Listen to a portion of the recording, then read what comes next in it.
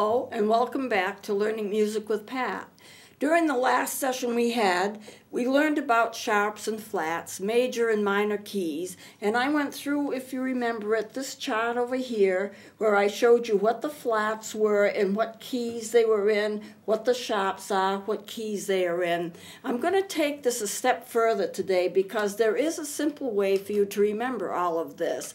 So I'm going to go over that way. But before I do that, I want to play a piece that kind of came to me, and I'm going to play it in a major key and then flatten it to become minor. Now, I've said before, some people prefer to hear keys that are major. They like the music. It seems brighter. Some people like to listen to music that's flatted, the minor keys. And most of the things that you hear in nature are all minor keys, the sounds that you hear with wind rustling through the trees and so forth.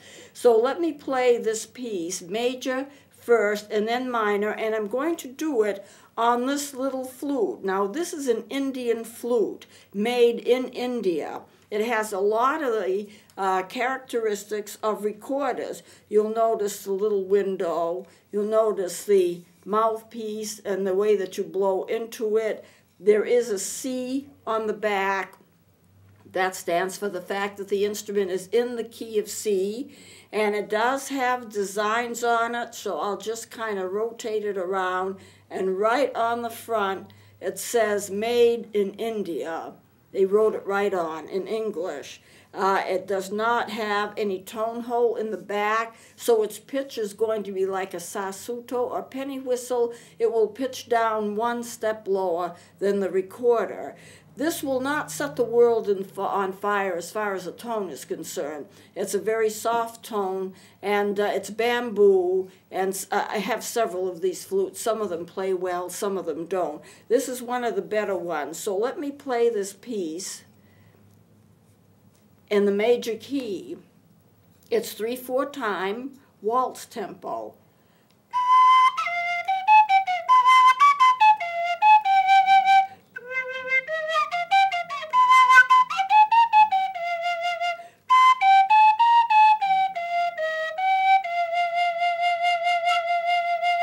Very simple, and you can see the quality of tone, very faint, very soft, but kind of a pleasant tone.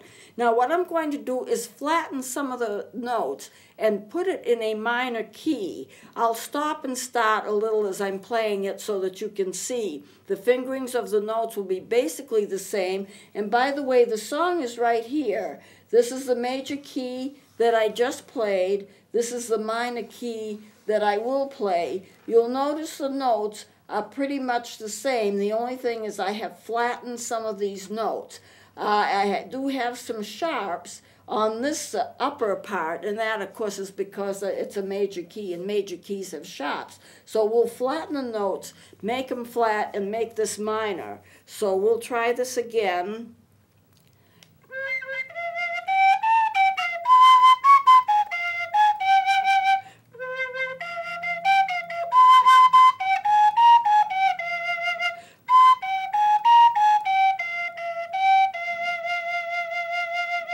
Played it a little slower so you can see. When we got up to the B, normally a B is fingered like this. I fingered it like this. That flattened it. For that E flat, I half hold it. I half hold it.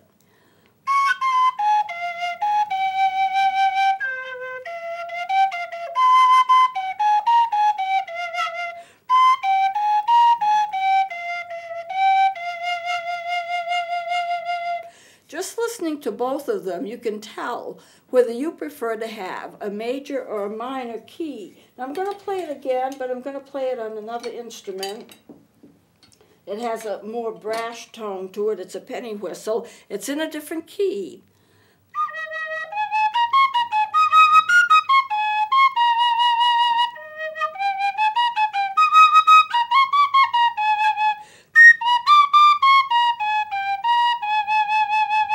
Now that was the major. We'll try the minor.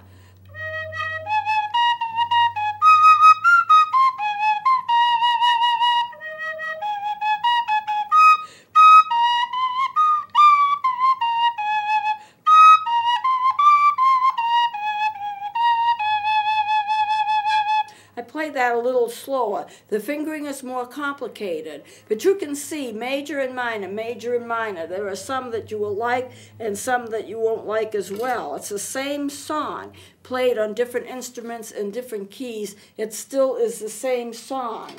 Now what I'd like to do is I would like to go to this chart.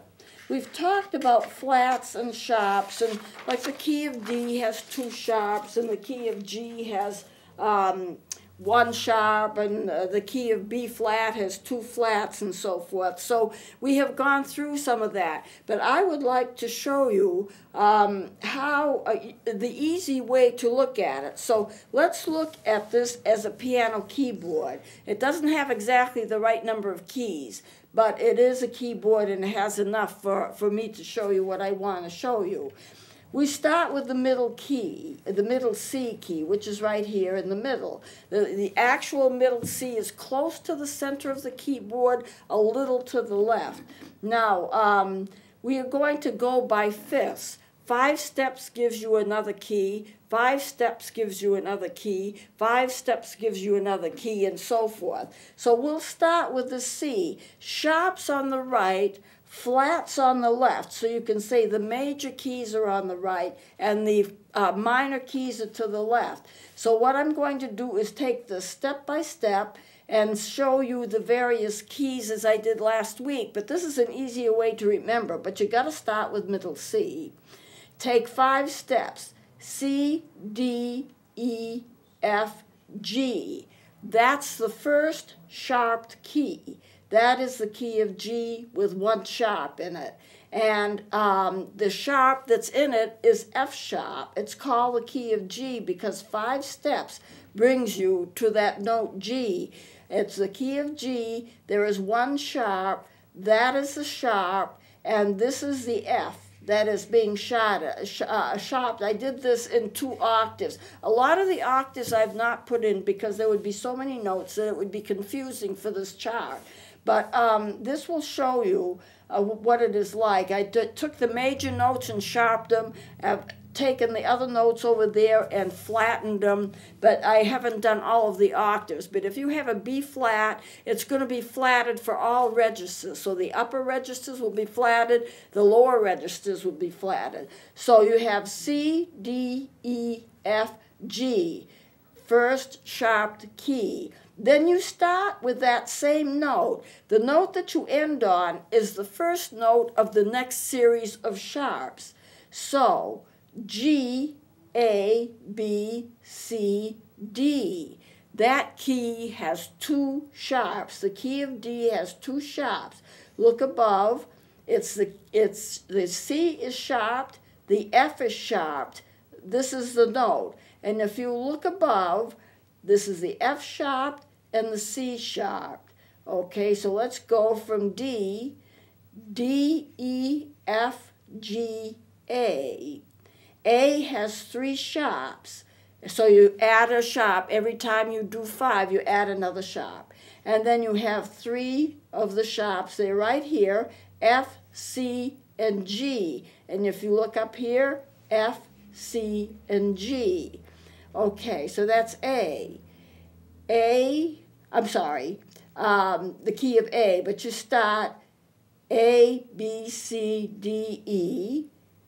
This is right here. E has 4 sharps. These are the 4 sharps, F, C, G, and D. It looks pretty complicated, but it's not. And now you go and use that same E that you stopped on, that's a B. B, C, D, A, B. That's the key of B, 5 sharps. Then you use that same B to start the next series, B, C, D, E, F. And then you have your F with 1, 2, 3, 4, 5, 6 sharps. And then you go from F, G, A, B, C, and that's the key of C sharp, and you have 7 sharps. By the time you have 7 sharps, remember an octave is 8 notes. By the time you have 7 sharps, you have successfully sharpened every white note on the keyboard, because remember, all of the octaves are sharp. These are the notes. These notes are comparable to these sharps. The notes would be wherever the sharps are located. If the sharp is located, like over here, it's an F sharp, it's located there, the note that's sharped is going to be located in the same position with the octaves. Or if it's a D, these are the two notes that are sharped, F and C, and then you've got the F sharp and C sharp. They're in the same position. I've written down the keys: G, D, A, E, B, F, C sharp. So all you have to do is start with the middle C and count up 1, 2, 3, 4, 5. You've got your key of G, 1 sharp, and then starting with that G, G, A, B, C, D, another sharp is added, so that's the key of 2 sharps, and then D, E, F, G, A, and that's your 3 sharps. You've got the sharps, you've got the key, and this is where it appears on the keyboard, and you've got the notes for it. In this line are all the notes which match what they are down there. E, F, G, A, B, another key, 1, 2, 3, 4, 5 sharps, then it goes to 6 sharps, and it goes to 7 sharps. So if somebody says to you, and I've had it happen to me, what is the key of E? I can just, in my mind, well, we've got G, we've got D, we've got A, we've got E, so that's 4 sharps. It's a handy tool to remember all of this. Actually, I don't use it much in teaching because as we're learning scales, we're studying the scales individually. And I'll say, well, we'll learn today the key of D, and they see it, it's written out for them, it has 2 sharps, and I never use too many scales at a time. I teach them people the scales, but I do it in such a way that they're going to remember it without having to look at the chart. But this is an interesting way of doing it. Now, the same thing is true of the flats. You start with your key of C, your middle C. C can be a bass or a treble note. It can be either one. No sharps and no flats. It is a key in itself. So if you go 5, C, B, A, G, F, the first note, the first scale that has a flat in it is the key of F. What is flatted actually is the B flat. And you would wonder, since the B flat is the one that's flatted, why don't they call that a B flat key instead of an F key? But if you go down on 5, from C, it lands on F. And the lowest note that it lands on is the name of the scale. So then you go F, E, D, C, B. It's actually B flat. And then you start with B, B, A, G, F, E, which is the 3 flats, and you look down and you see the 3 flats here, then E, D, C, B, A, that's 4 flats, and it goes all the way down to 6 and 7 flats. 6 and 7 flat keys on the left, 6 and 7 sharp keys to the right. You've got all of your major keys laid out. You've got all of your minor keys laid out. So you have it all. And it's just a handy way of remembering it. And it's what I did was I simplified this. This comes from something called the circle of fifths. And I have it up there, but it's going to be easier if I do this. The circle of fifths. When I was taking lessons, people would say, well, you go by the circle of fifths. I'd hear that all the time. But I never really learned it. Nobody ever taught it to me. So, I mean, I understand it now. But it takes this whole thing that I did with the keyboard and it puts it in a circle. What you don't get is all the keys drawn out. The reason I like to do it with all the keys drawn out is you can see how these are in relation to one another. You start off with your C right here. No sharps, no flats. And if you go to the right, like we went to the right of the keyboard, 5 steps gives you the G. Another 5 steps starting with the G gives you the D, and here's the key signature.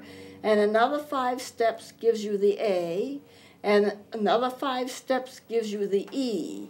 Going on the flat side, which is to the left, 5 steps gives you the key of F, and B flat is the one that's flatted. Another 5 gives you the key of B flat. Another 5 gives you the key of E flat. Another gives you the key of A flat. On the flats, it goes F, B, E, A, D, G, and C. Those are the keys.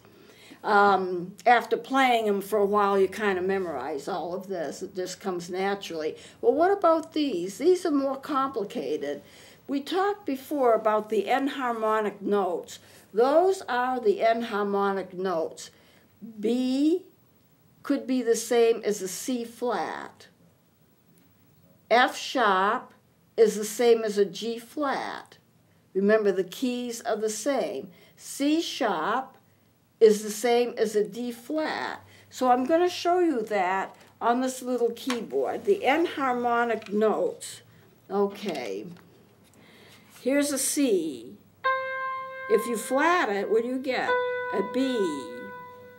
If you take that B flat and you sharpen it, you get that B.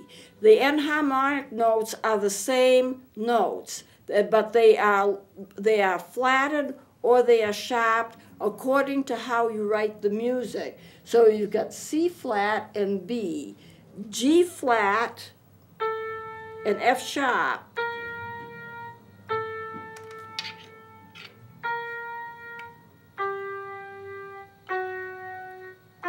Take these 3 notes. It's hard to look at it backwards. F, F sharp, C, C flat. G, G flat. The same note. However, they're the same tone. You write it as a flat if you are writing music that is in flats. You write it as a sharp if you're writing music that's in sharp. So these are the enharmonic notes. So I hope it'll make it simpler rather than more complex for you. Whoops, let me turn this off. Sharps and flatted keys, sharps and flats. You have major keys and minor keys. You have major chords and minor chords. Here's the key for the chord. I'm going to play a major chord. Let me get this set. I have to hold it.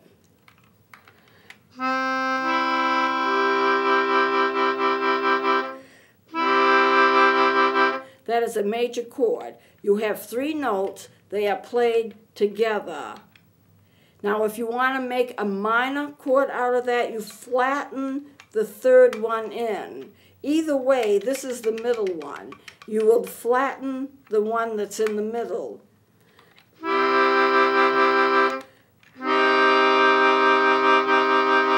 That's just a chord. It's not the scale. That's a chord, major or minor.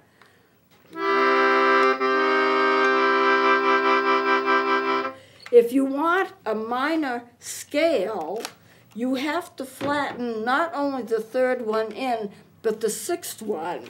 And this is what I'm going to show you here. Here I'm starting with a major chord.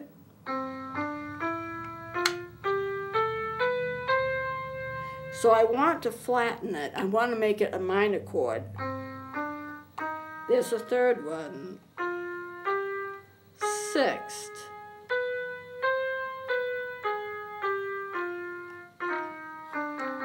Can you hear that?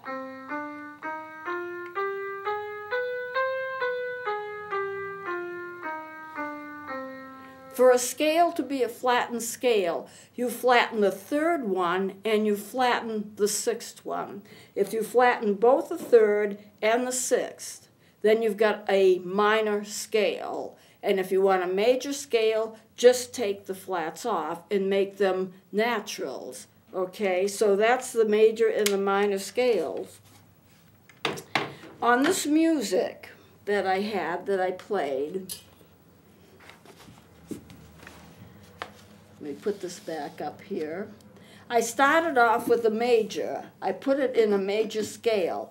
This is 1 sharp, and that's major. That's in the key of G.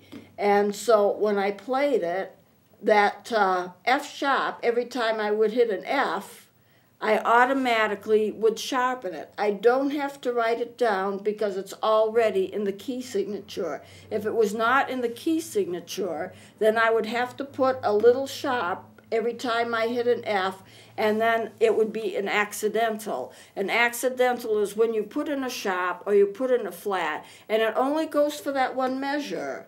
In order not to have, if you have a lot of Fs or a lot of sharps, in order not to have to write those markings, the sharps, all the way through the music, just put it in the key signature. You still may have to do some accidentals to make it right, but you can take care of most of it that way. When I did it in the minor scale, in the minor key, I put 2 flats, that's the key of B flat, put 2 flats in there, and every time I hit the B or the E, then I would flatten it. I don't have to write it in the key signature. I did as little reminders to myself, but you don't have to do it. If it's in the key signature, you don't have to write it in any other part of the music. Now this will give you a chance to understand something about flats and about sharps in major and minor keys. It's all very interesting, and it's a matter of personal choice what you like, whether you like to play flats or sharps. I personally don't see a difference. Music is music. And whether it's sharped or it's flatted, you just get used to playing it. And when you are taking lessons and studying music, you will have a teacher that will tell you, we're going to learn this key. It's the key of G. It has 1 sharp. Every time you find that F, you automatically sharp it 1/2 step up. That's what a sharp is. It's 1/2 step up. And if you want to flatten it, it's 1/2 step down. So you learn the keys key by key by key. I would not put this in front of them and say, okay, go figure it out. It might be a little too confusing, but it does explain how these keys are formed and how they are related one to another. And by the way, every key has a relative. I bet you didn't know that. Every key has a relative. The relative is going to be the flat that's next to it. So I play a D. This is the D flat. That's the relative. It's both D. So I think that's probably about as much as I can cover in one day and make it make sense. I hope you enjoyed it. Hope you are learning from it. And please join me next time.